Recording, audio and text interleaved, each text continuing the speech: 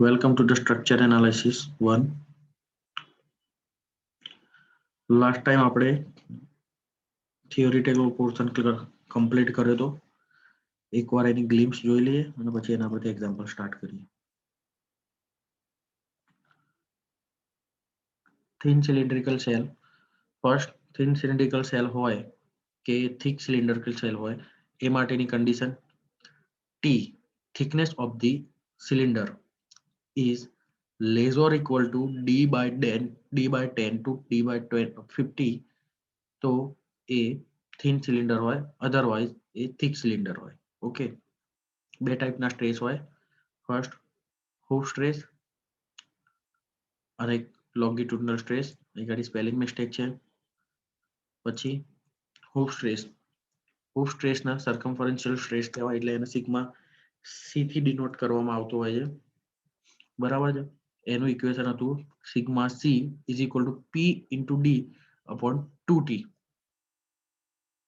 એ કઈ રીતે આવ્યું હતું એ પણ આપણે જોયું હતું. નેક્સ્ટ લોંગિટ્યુડનલ સ્ટ્રેસ, જેને સિગ્મા એલ અથવા સિગ્મા 2 તરીકે પણ ડિનોટ કરવામાં આવતો હોય છે. એમાં એનું ઇક્વેશન છે sigma L or sigma 2 is equal to P into D divided by 4t. Now method 1, change in dimension of a thin cylindrical shell due to internal pressure. Change in dimension. બરાબર છે. તો એના માટેનું equation શું હતું? Strain PD divided by 2t E in bracket 1 minus 1 upon 2m. બરાબર છે. Okay, એ જ રીતે સિગ્મા 2 નું ઇક્વેશન હતું P into D divided by 2TE 1/2 minus 1 by m. Okay, change in dimension. હવે change in volume. Change in volume હોય એટલે volumetric આવે. વોલ્યુમ માટેનું ઇક્વેશન થઈ જાય આપણું sigma V delta V is equal to volume in bracket E2 plus 2 into E1. બરાબર, જ્યાં E2 એ લોંગિટ્યુડનલ, E1 એ સર્કમ્ફરન્શિયલ સ્ટ્રેસ છે, સ્ટ્રેન છે. Okay, now thin spherical shell. Thin spherical shell આખી મેથડ જ અલગ બદલાઈ જતી હોય છે. એનું ઇક્વેશન છે sigma is equal to PD divide by 4 into T. Okay, now maximum shear. Maximum shear માટેનું ઇક્વેશન હતું પીડી divide by 8 into T. Okay, એ એની સાબિતી હતી. હવે change in diameter and volume of a spherical shell. Thin cylindrical shell નહીં, spherical shell. એટલે એનું ઇક્વેશન આવ્યું delta v is equal to pi into b into d raised to 4 divided by 8 t into e in bracket 1 minus 1 upon m. આ e એટલે એસેન્ટ્રિસિટી થતી હોય છે.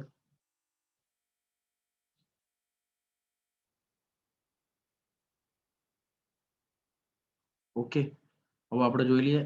હા, એક્ઝામ્પલ પર આવી જઈએ. શું કહે છે? A thin cylindrical cell with internal diameter of 125 mm and wall thickness of 12 mm. એટલે આપણને ડી આપેલો છે 125 mm, ટી આપેલો છે 12 mm. બરાબર, is subjected to a stream pressure 10 newton પર mm સ્ક્વેર. એટલે અંદર સ્ટીમ ભરેલી છે. સ્ટીમનું જે પ્રેશર આવે છે ને એ અંદાજે 10 ન્યૂટન પર mm સ્ક્વેર છે, કે જે આપણે સ્ટીમના ફ્લો પરથી આઈડિયા આવતો હોય છે. એટલે આટલું પ્રેશર એના પર આવતું હોય છે. બરાબર છે. તો શું કહે છે? Find circumferential and longitudinal stress in the shell material. આ એક્ઝામ્પલ બહુ બધી એક્ઝામમાં પૂછાઈ ગયેલો છે અને સિમિલર બી છે. તો આપણને આ ત્રણ વસ્તુ મળી ગઈ. હવે આપણા જોડે સિગ્મા સી અને સિગ્મા એલ નું ઇક્વેશન છે. Circumferential sigma C PD divide by 2t, sigma L PD divide by 4t. ચલો, put the value PD divide by 2t. P આપણે આલેલું છે 10, ડી આપેલો છે 125 ડિવાઇડ બાય 2 ઇન્ટુ ટી આપેલો છે 12. એટલે એમાં મળશે 52.08 ન્યૂટન પર mm સ્ક્વેર. બરાબર, એ જ રીતે sigma L. Sigma L is equal to PD divide by 4t. P આપણને આપેલો છે 10, D 120, 4 as it is, T thickness આપણને 12. 26.04 ન્યૂટન પર mm સ્ક્વેર. ઓકે, એટલે આ રીતે આપણે ફર્સ્ટ એક્ઝામ્પલ કમ્પ્લીટ થાય છે. નેક્સ્ટ એક્ઝામ્પલ પર જતા રહીએ. શું કહે છે? A gas cylinder is of internal diameter 1.2 meter and metal thickness 20 mm. Diameter આપેલું છે 1.2 mm. એટલે સ્મોલ ડી મળી ગયો 1.2, થિકનેસ ટી આપેલી છે 20 mm. Fine the allowable pressure of the gauge gas inside the cylinder.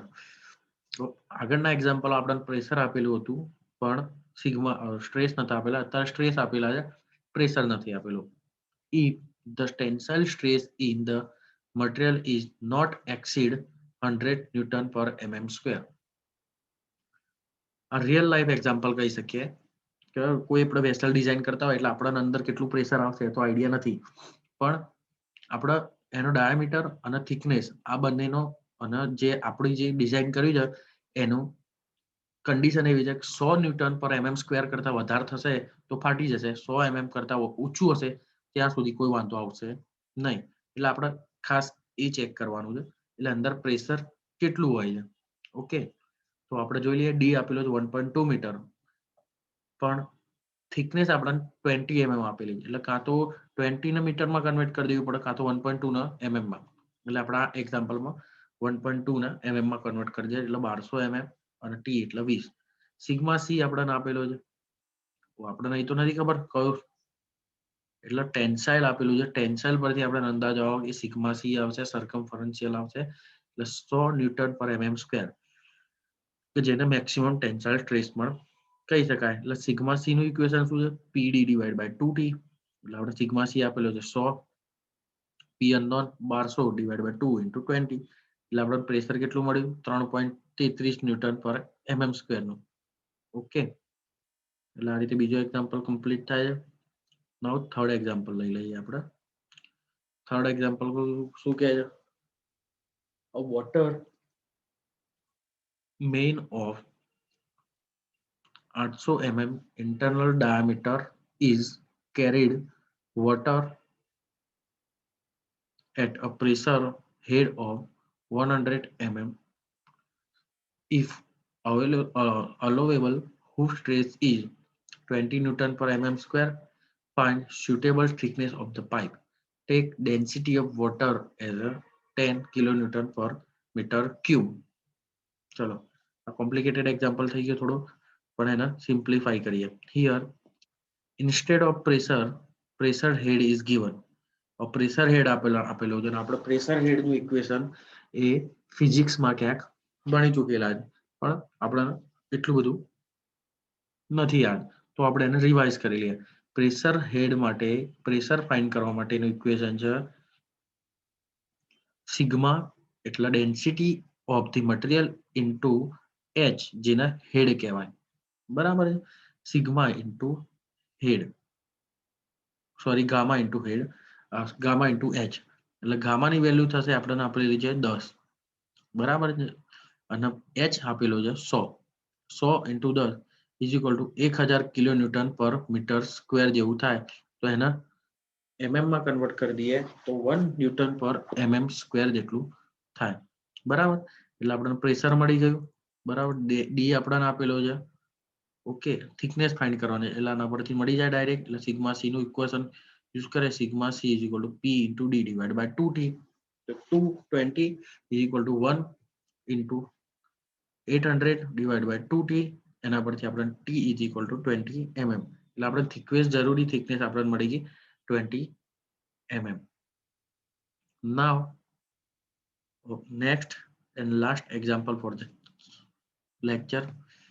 A boiler shell is to be fabricated from mild steel plate of 12 mm thickness and has to sustain effective stream pressure of 1232 kilonewton per meter square. So a boiler shell is subjected to fabricated from mild steel plate. Mild steel મટીરિયલની એક plate છે, એમાં 12 mm thickness use કરેલી છે, એને suitable effective stream pressure છે 1232 kilo newton પર metre, જેને આપણે ન્યૂટન પર mm સ્ક્વેરમાં કન્વર્ટ કરવું પડશે. તો just a minute. pressure is equal to 1.232 Newton per mm square. If the tensile stress in the mild steel plate must not exceed 106 Newton per mm square, determine the maximum permissible diameter of the boiler cell. What will be the maximum intensity of shear stress at any point in the material? Let us start the example. We have P 1.232 Newton per mm square, thickness 12 mm, sigma C 106 Newton per mm square. Sigma C is equal to PD upon 2D. P આપણને આપેલો છે 1.232, D unknown, 2 અને thickness પણ આપેલું છે 12.